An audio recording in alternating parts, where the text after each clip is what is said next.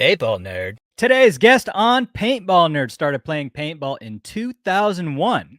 He started competing in 2006 and turned pro in 2021 with Level. He's joined a new team for 2024. It's Aftershock. Ladies and gentlemen, welcome to the show, Mr. Corwin Weber. What's up? Hey, Zyzek. Thanks for having me on. Of Dude, my pleasure. Thanks for doing this. Happy to have you. course. So, how's it going on Aftershock?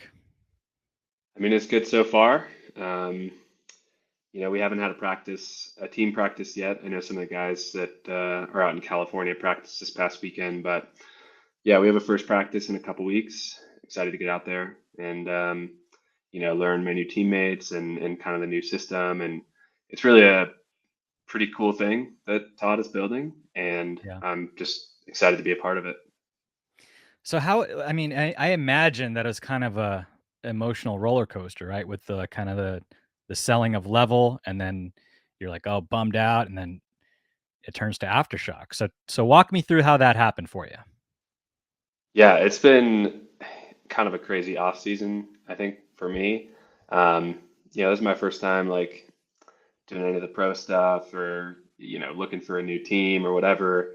And I'm really bad with social media presence and that kind of stuff. So, and it's kind of my style. Like I like to fly under the radar a little bit. So um, I wasn't sure what to expect when after Level sold, after Dave sold the spot. I mean, I was bummed, obviously. I think we'd kind of done something pretty cool that not a lot of people get to do. And yeah, I was sad when it ended. And Where were you when you got the news on that? just at my house, yeah, talking to Dave. And there was Nothing special. no plan. So when that happened, it was just like, oh, the team's done, and there was no plan yet for Aftershock. Yeah, I mean, this was, I mean, you'd have to talk to Todd. I mean, I assume that, oh, you're asking me, right? If I had plans to Yeah. get Aftershock. No, yeah, I had no idea. I tried out just like um, most of the other people on the team or all the other people on the team. So I didn't know that I was going to have a spot on the team until the tryout was done. Hmm. So you received the news from Pando about Level, and then how much later did you hear about the Shock tryouts? I think it was just after Christmas that I heard of the shock tryouts, so 2 to 3 weeks, I think, after Dave sold the spot. Um, and Dave had said that there was going to be probably an opportunity with Todd, but Todd's figuring out all the stuff that he's doing, so you never know kind of what's going to go on there. And I had a little bit of discussions with some other teams, but it seemed like the Aftershock opportunity was going to be the best one, and so Hmm. um, yeah, I just went after it. Who else were you talking to? I don't want to say. Don't want to put anyone on blast there. Yeah, yeah. Yeah, it's like if someone asks you out and you say no, you don't want to like tell everyone that you said no, right? Yeah, yeah. Or maybe it could go the other way. Maybe I reached out to them and they said no. Oh, is it one of those? No, you're just trying to say I see how you operate, dude. Yeah, I like that. So how did the tryouts go? Yeah, so it's kind of an interesting story. So I'm working my way back from a major knee surgery. I had surgery in April of last year. What? Um, yeah, I tore my ACL skiing in January of 2023 and had surgery like 3 months later in April. And yeah, so I'm still not 100%, and I wasn't 100% at the tryout, but probably 85, 90%. And we started the tryout the first day. We're playing some one-on-ones and then playing some two-on-twos. And I was playing okay, I felt like. And then I kind of made a move down the snake, and it was actually on Clay Hughes. He was in the snake in the two-on-two, and I was running him down, and he popped the top. And so I had to do one of these, like, you're like running full speed. You got to drop really quick and stop. And where they for the surgery, what they did is they took a piece out of my patellar tendon and sliced that out, and then they built a new ACL out of that, which is pretty wild. It's kind of a cool thing. But Anyways, the patellar tendon is not fully healed yet, right? And it takes about 9 to 12 months to heal. And so at this time, I was like, I guess I was right at 9 months at Jeez, the dude. tryout or so. And so it just flared up, um, but it was pretty bad, like a pretty bad tweak. I'm over it now. I'm recovered at this point, and still working back towards 100%. But I had to sit out the rest of that day, and so I thought, you know, I'm done, right? So I just figured I'm here. I'm gonna have fun with it. I'm gonna do the best I can to help other people have success or whatever, and maybe that will come and look good on me, and maybe um, I'll get another opportunity down the road, right? So just kind of try and show who I am and what I'm about, even if I can't play. Yeah. And so I just coached like the line that because as soon as we finished the 2-on-2s, they split everyone up into lines, and so I just coached the line that I was on, and I think that maybe helped. But I went home that day thinking no shot, Mm. and I thought they were going to go down to 10 players for the next day. Um, but it turns out they were still going to do some more evaluations. So the next day I suited up, and I was probably like 50%, but I was able to play a few points, and I think I had a couple good points out there, definitely some bad points, definitely pretty limited on the knee. I'd be like making moves and like, okay, taking it real easy on some moves and stuff. But my game, for those that aren't familiar, which is probably a lot of people, I like to think that I'm a good communicator. I stay alive. Um, you know, ideally make my team and my teammates better, right? So that's kind of like what I see as my role on the field. And I think that even with a 50% knee on that day, I was able to show it a little bit. So yeah, I mean, grateful to the opportunity and kind of a roller coaster of emotions that weekend. Um, and then yeah, Martinez hit me up a couple days later, and the rest is history. Well, do they? I mean, they're big boys. They know what they're looking for. They can tell, if a guy's injured and, what kind of, what they still want to see out of that player if they are injured. And you showed it, man. So you made it happen. How do you feel about your new teammates? Yeah, I mean, I met everyone except for A-Rod before, and have had good relationships with them, at least as far as um, some of them I met that weekend, but everyone was really nice. Talent wise, obviously, the talent level is really, really high. So I'm excited for the possibilities of what we can build. And everyone seems really nice and really dedicated so far, which is something that I really look forward to, or you know, am really looking for in teammates, is people who are really willing to put in the work and sacrifice their own ego for the success of the team. And I think, at least so far, that is the mentality that everyone has. And Hmm. yeah, man, I'm just excited to get out there and get to work. Who on the team are you most looking forward to playing with? That's a good question. Um, I mean, I think A-Rod, just because I haven't played with him, right? I played with everyone else that weekend, and I mean, it was an honor. It was super smart paintball players. It was nice to like have it really click with like paintball IQ. When you're talking about breaking down a situation or a play, um, I felt like we clicked really, really quickly that weekend, even over just a couple points. But haven't played with A-Rod yet, so looking forward to playing with him. And he's probably the most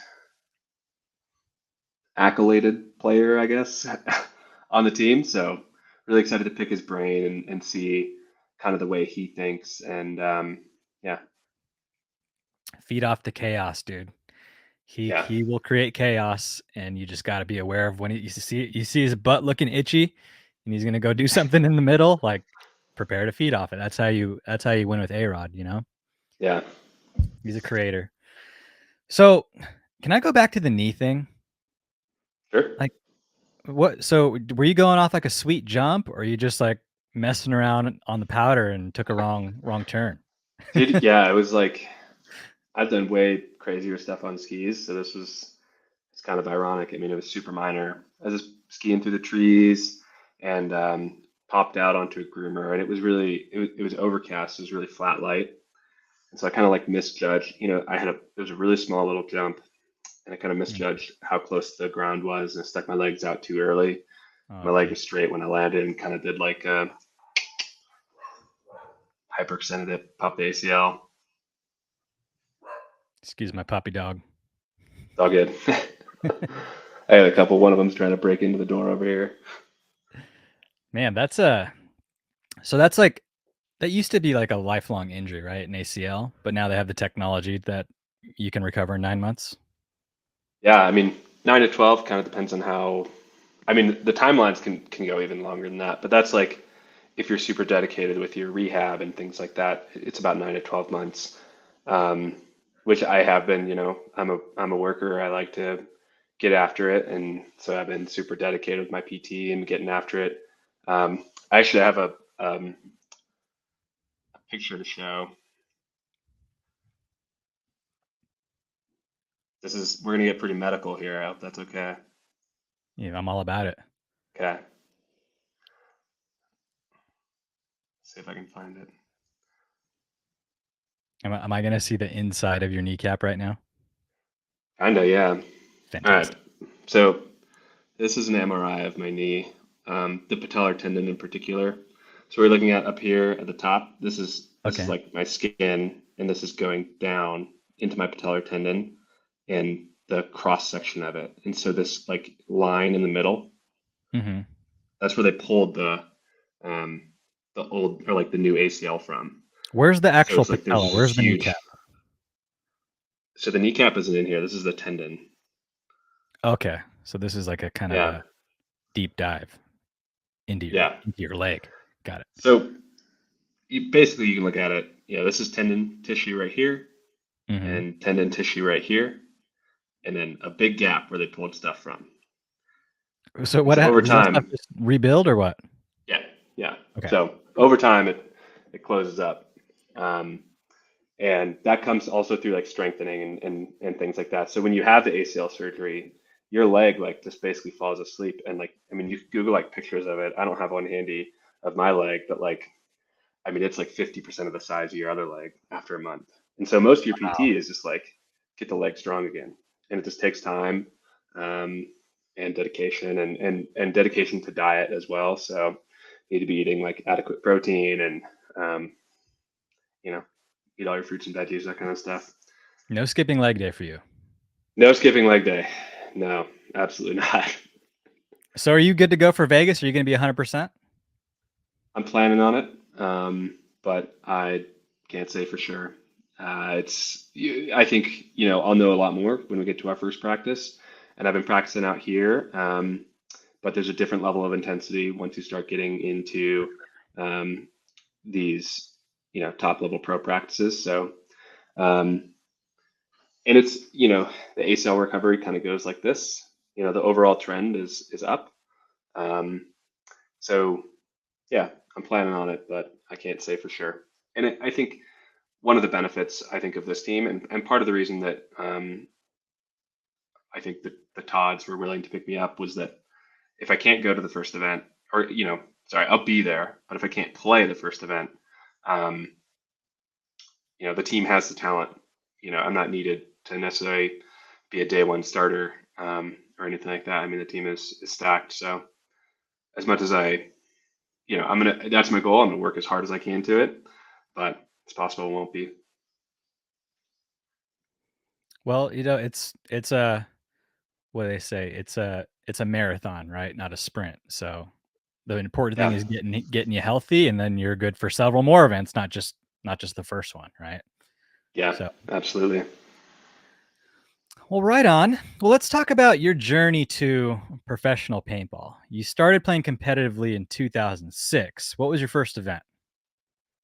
Yeah, so kind of a good one. Uh, my first event was Huntington Beach 2006, Yes, which was, I think, I don't know, I might be biased, but I feel like it was like the peak of the Huntington Beach events. It was, and some of the peak of all the paintball events of all time. certainly. Yeah, I mean, I just remember like miles and miles of vendors, hundreds of thousands of people, just insanity. Lights on the beach, like turf on the beach. I mean, just crazy. Pull up. I was 16 years old and was just like, this is insane. We got rocked. uh, Actually, one of my teammates for that event is this guy, David Morothi. He plays for Aftermath now. And at the time, we were both like kind of hot-headed kids. Well, I don't want to speak for him. I was a hot-headed kid, and we went 1-7, and then we fought a lot that event, and With each other? Yeah, yeah. We're friends now, but yeah, it was a kind of a wild thing. Like, the first tournament played together, and now we're both playing pro after, kind of. I think we both took a bit of a winding path to get there. Sure. That's cool.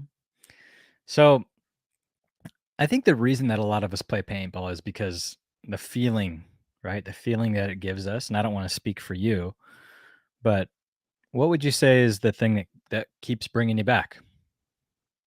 I'm a competitor.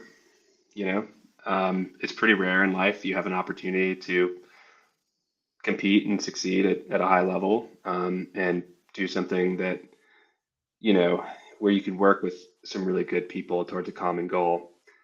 And that's just something that is rare, Hmm. and I love doing it. What originally brought me to the game was just, I mean, the adrenaline rush is insane, and that wanes a little bit over time, especially just going to the field and playing. You don't quite get that same rush that you do, in the first time you go or first couple years. But now it's just all about competing. I love working hard and getting after it. Create a lot of memories in paintball. Yeah, a lot of memories. Tell us about one that really stands out for you. Okay. I mean, there's a lot, but I'll just pick one, especially You can because. give us a couple. It's no big deal. Okay. Um, so Chicago 2021. Um, we're Columbus level. We go into the tournament. We won one match since I've been on the team, um, in 8 games, and we got 20th and 19th in the Yeah. two tournaments we have played. And so there's a part of you that thinks, maybe I don't belong here, right? And I think that's Sure. natural. I mean, everyone probably has, this kind of self-doubt. Maybe you don't, but um, I certainly do. And so, as much as I am very confident in my abilities, you start to think, okay, maybe we're not cut out for this. Um, so the first day of that tournament, we played against the Outlaws. We ended up mercy ruling them, which was a nice boost of confidence. But the second match, we played Impact, and we were down. It was a back and forth match. I think we went up, and then they went up, and then it ended up with they had a 1 point lead with 17 seconds left. And I just distinctly remember lining up at the box. I even remember what side of the field we were on, like, remember exactly what position I was playing, everything, looking up at the clock, seeing 17 seconds, and just going, we're going to win this match. And I just knew it just like that. And, I ran to their brick off the break, like, did a jump shot, shot someone, ran through the middle, shot two more people, and hit the buzzer. Um, so that's like a pretty cool one. And then we won the overtime point, um, which I actually got team killed in. Thanks, Sam. But yeah, that's a really good one. Um, Another one would be playing the Russians on Sunday, the first event of the next year, which would be like my fifth pro tournament. We ended up getting third that event, which is pretty cool to get a pro medal. I think that early on, especially on a team with not a single player that had played pro before getting on the team. Um, I don't think anyone on the team had played for a different pro team at that time. Like, we were completely, I mean, for lack of a better term, we were amateurs trying to do it at a professional level. And so it's pretty cool to accomplish that, especially with some people that became some of my best friends. Your old teammate Danny, that was his favorite memory too, getting third. Yeah, yeah, I don't doubt it. He played lights out that event. I mean, he plays lights out most events. He's a great player. Who's your favorite player? Actually, let's go with this. Who's the person that you've played with that you enjoy playing with most? Man, do I have to pick one? No, no, we're Okay. just talking. Yeah, I mean, Danny if I had to pick one, it would probably be Danny. Just, I mean, we were the dynamic duo on the snake side. I think Mm. we played really well together. We had a really good connection on and off the field. I mean, we still talk almost every day or every few days these days, um, and I hope that continues. I wish him nothing but success. Yeah, so I How have to did he pick still one. do on I'll Dynasty? just pick one. I'll pick Danny. Yeah, I think he's gonna do good. They got a good one. They seem to find him, don't they? Yeah, I mean, it helps when you're dynasty.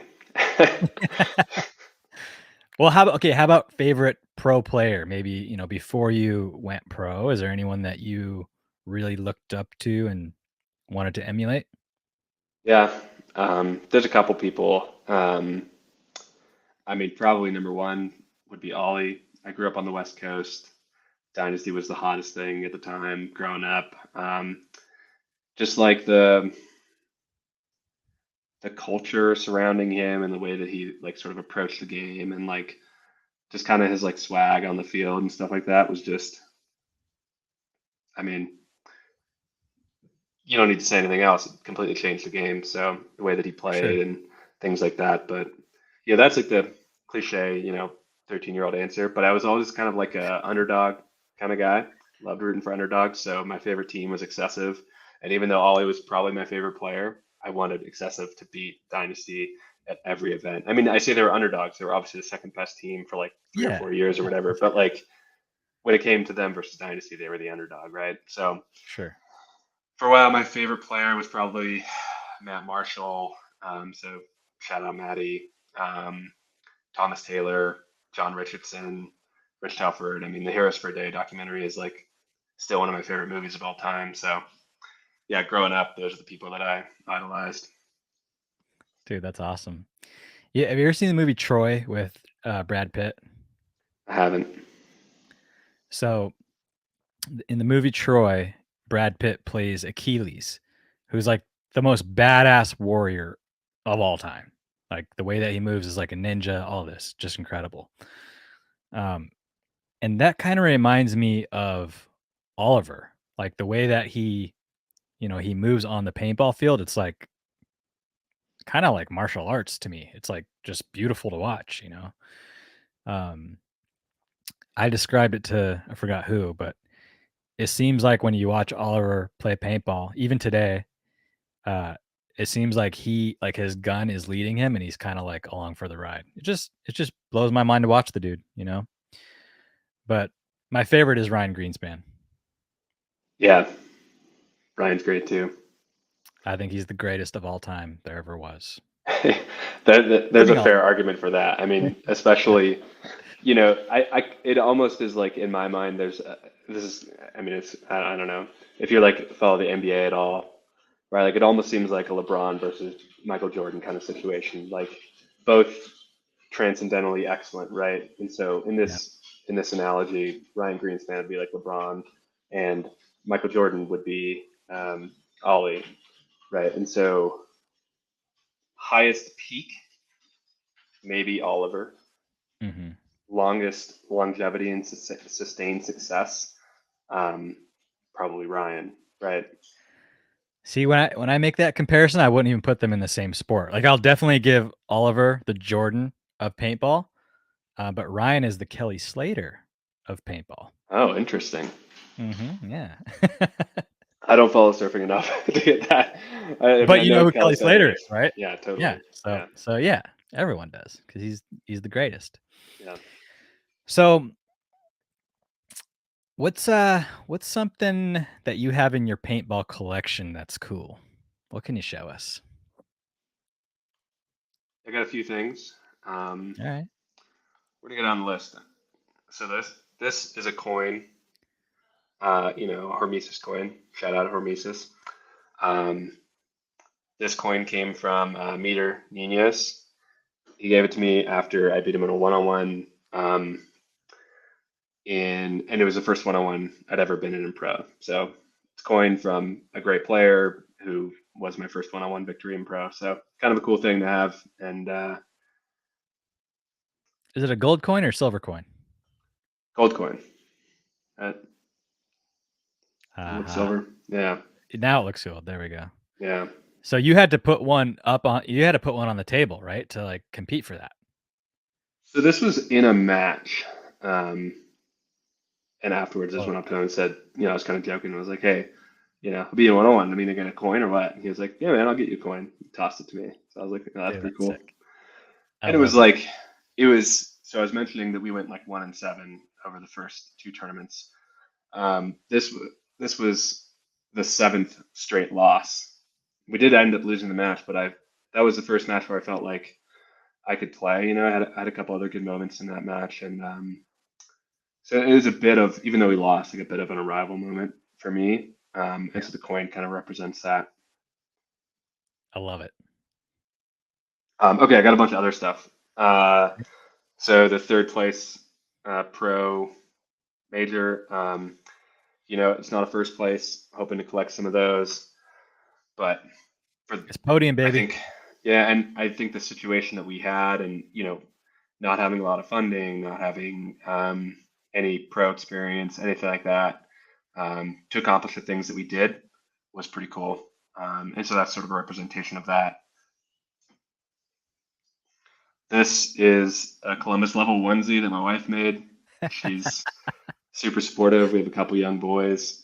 So that represents kind of my family and home life. What are your kids? Just under two in 12, 13 weeks. 13 weeks tomorrow. Oh man, you are in it. Yeah, You it's are in great. it deep. We love it. Both boys Both boys, yeah. And then we're done. That's it. gonna get the snip. Yeah, I have an appointment this week. Yeah, dude, me too. Oh, Oh, next week. really? Yeah, 23rd. Hey, congrats. I hope it goes well. Yeah, dude, I'm wishing you the best as well. I'm kind of Yeah, nervous.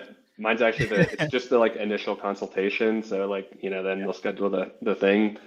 I'm a little nervous, but excited to get past it. yeah. Did The not the expect to talk about consultation. this on that show. Hey, man, this is real life, baby. Yeah, Yeah, the consultation is kind of scary because it tells you about the things that could go wrong, and you're like, "Don't tell me that. Just tell me about the good stuff." You know. yeah. So right on. Yeah, I got two kids too. So when you go to three, you need to get like a minivan. Probably need to buy a new house with an extra bedroom. It gets Yeah. a lot more complicated. I told my wife, I was like, we can have a third kid if we hire a full-time live-in nanny, or Yeah. we become a throuple. I was like, those are the only two situations. We need at least three people, one person for each kid. Yeah. Um, Yeah. Exactly. You can't be outnumbered. yeah, neither of those things are happening. So Naturally. yeah, Naturally. Cool, Corwin. What else you got? yeah, I got two more things. This is just like a picture my wife framed for me of that impact level score. I think just a cool moment to remember. And this picture was actually taken off the break of that 17-second point. Where are you? Um, I'm that guy. Oh, that guy. Oh, you're right in the front there. Nice. Yeah, yeah. So this is like me. I'm running straight to the brick, or this way. Sorry, I keep getting the directions backwards. Yeah, running straight to the brick and getting after it. So that's a cool Dude, memory. your wife makes onesies and frames photos and makes things for paintball. That's really cool. It's good to have a Yeah, supportive wife. yeah, she's the best. Okay, I have one more thing, and then we can be done. And this one, I think, looks a little funny, but it's pretty cool. Like James Bond. Yeah, my father-in-law. who's also very supportive, made this, and yeah, so Did he draw that? yeah, yeah, he drew it. Hold it up closer. I want to see your face. I mean, okay, he didn't draw my face. He like took a cutout and put it on there, so Oh, it's kind of funny, but yeah, I like how the paintball gun's like a pistol with like a yeah, little loader on it. yeah, but it's got a hopper on it. Yeah, But that just goes to show that he's super supportive as well. Like that took time and effort to make, you know. He totally. thought about Yeah, so that's why it's really important to me. Um, that's all I got. I got like a it. bunch of jerseys and stuff like that, but it's not quite as meaningful as some of those things. Do you have anything? I'm sorry. Did you have anything that you got rid of that you wish you kept? So my paintball journey is I started playing and I played a ton until I was like 18 or 19. And then I stopped playing for like 3 or 4 years because I decided that partying was more fun. Sure. Mostly, I was also poor. I mean, I was in college and didn't have a lot of money, but if I had prioritized it, I could have gotten it done, I think. Um, but I just didn't. And so a lot of the stuff from before that time is, I don't know where it is. Hmm. It's just basically lost. So I'm a little sad. I have some like old jerseys that would be kind of cool to have just for like the memories because, um, back then the team that I played on, we were all friends in high school. Like it wasn't like this. I feel like a lot of teams these days sort of have this mix of like older dudes and younger dudes and stuff like that. Sure. But back in like '06 when we were doing it, it was just literally we were all like 15 to 18 high school kids. We all went to the same high school. We would literally hang out, eat lunch together, talk all the time, and then play paintball on the weekends. And it was really, really fun. And I still have, some of those people are some of my still friends today. And so it'd be nice to get some of those old jerseys back. I don't know where they're at. Maybe someone has one, and if you start posting on social media, be like, "Oh, there's that dude whose jersey I have. I'm Yeah, gonna send it to him." yeah. Because it happens, Corwin. It actually happened to me last week. Someone had a jersey of mine, and back when I played, jerseys like were rare. Like they weren't mass produced like sublimated stuff. People, there's a little guy at the warehouse at Dye that would press the names onto them. So you didn't get a lot of them, right? Anyway, this guy had my jersey and he's like, "This belongs with you. I'll send it to you." I was like, That's "Really?" So dope. you just sent it to me. Yeah, it's super dope. So, start posting more on social media. Maybe your old stuff will come back to you. All right. Maybe. I'll keep my fingers crossed.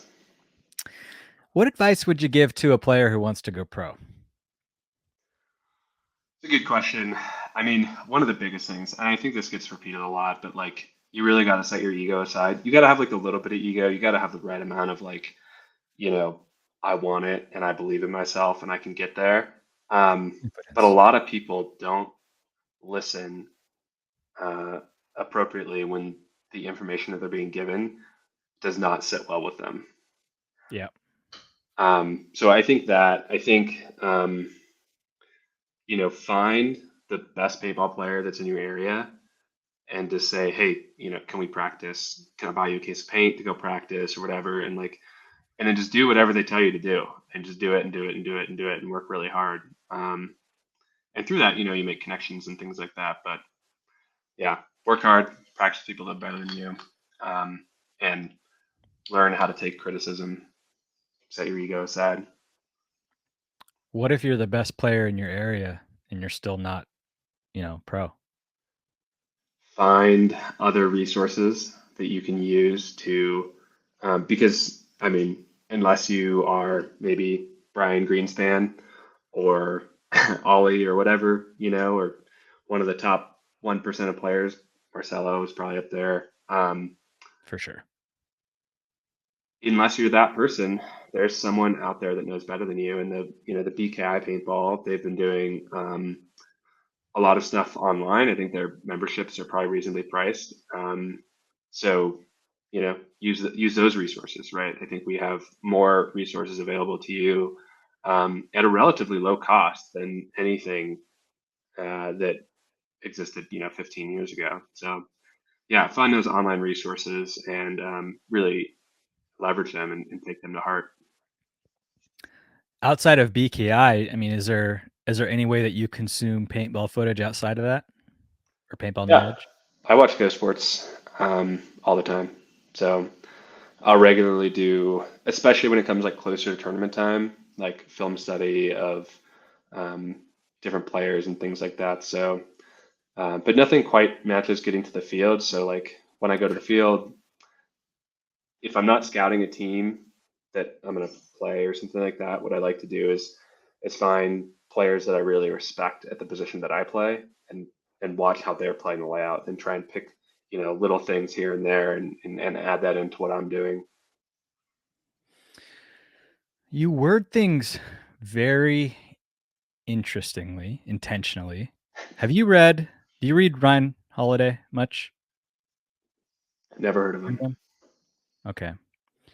Yeah, I mean, Right. you maybe naturally implement some of the principles of a book that I've read called Ego is the Enemy. And I I noticed the have way that you communicate, you're very careful with it. I like it. You appreciate just, it. yeah, it's good. It's a good trait to have, man, because ego is the enemy. Keep you from learning. Truth. Corwin, what are you most thankful for that paintball's given you? Friends and memories. And Mm. I don't know, maybe a satisfying, scratching that competitive itch. But most of all, I think friends and memories. If you didn't like scratch that itch with paintball, what do you think it would be? Well, probably skiing, right? I got a lot of stuff. As soon as I'm done playing paintball, I got a whole list. I really like climbing, skiing. The difference is like, my abilities in those sports are much less than what I am at paintball. So, um, I'm just a competitive guy, so I'll probably compete in like any other thing. But a lot of the times, like especially with like climbing or skiing, like I'm competing against myself, right? It's like, Yeah. okay, let me see if I can climb this route or, ski this line that got me last time, but I'm gonna get it this time and that kind of stuff. Corwin, I really appreciate your time here. Is there anything that you'd like to part with for the paintball community? Yeah, for sure. I mean, thanks to the entire paintball community, the Colorado paintball community has been great to me, and it's kind of been my home for a long time. I got to shout out the sponsors, Dye Paintball. I've actually been with Dye since 2018, maybe. So the semi-pro team I played on was with Dye, and then when I got on level, they were Dye. So um, have a good relationship. Chris, Billy, Andy, Dave, and even like the techs that are in our pit. I mean, they're always really helpful. Alan, Rufus.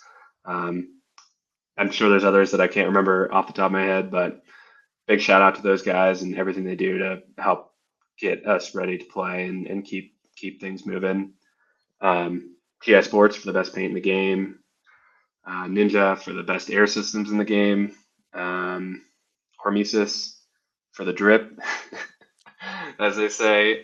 Gen X Global, best pods in the game, no doubt about it. G1 Paintball for some really high quality soft goods. The Badlands Paintball Field, and Rennick Miller, who I haven't had a chance to meet yet, but just the fact Right. that he gave the blessing to the team is pretty cool, and I'm really excited to meet him one day, hopefully. And um, yeah, so those are the sponsors, and definitely a big thank you goes to Todd for putting the whole thing together, and Tammy for being right there alongside him. Todd Martinez as well for coaching the team and giving me a chance. All the coaching and sports staff that Adamson has put together is kind of a deep roster. I met some of the guys, Dan and Tyler, and shout out to you guys. I'm sure there's people that I'm missing. I haven't met a lot of these people outside of that tryout. So, as far as the current situation that I'm in and the sponsors, those are all the people I want to shout out. But I do have a couple shout outs for some people who have helped me in the past if we have time for it. Of course we do. Yeah. Okay. So I want to shout out Dave Pando, uh, owner of Level. I mean, he gave me a chance, and I wouldn't be here without him. So me and him grew to be really good friends, and he's a great guy. And I understand why he's with the team, but I am sad that I'm not going to get to hang out with him at all the events this year. Robbie Goldsmith, that was our coach for the 2 years that I was on the team, and he really taught me a lot about how to play the game, but also how to kind of approach the game and open my eyes to quite a few things. And still one of my friends to this day, and someone I talked to quite a bit this off season, trying to make decisions and stuff like that. All the level guys, big shout out to everyone there. I mean, I was an outsider. They kind of had this like their clique. You know, they'd been together for 10 years or whatever, and they were really welcoming to an outside person coming in and joining the team. So shout out to those guys. I have another shout out. I promise we're almost done here. Uh, a guy named Jonathan Vickers. He's a local in the Colorado paintball scene. He played pro for Brass Eagle All Stars like, a bazillion years ago. And when I moved to Colorado, I didn't own a car. I had no equipment.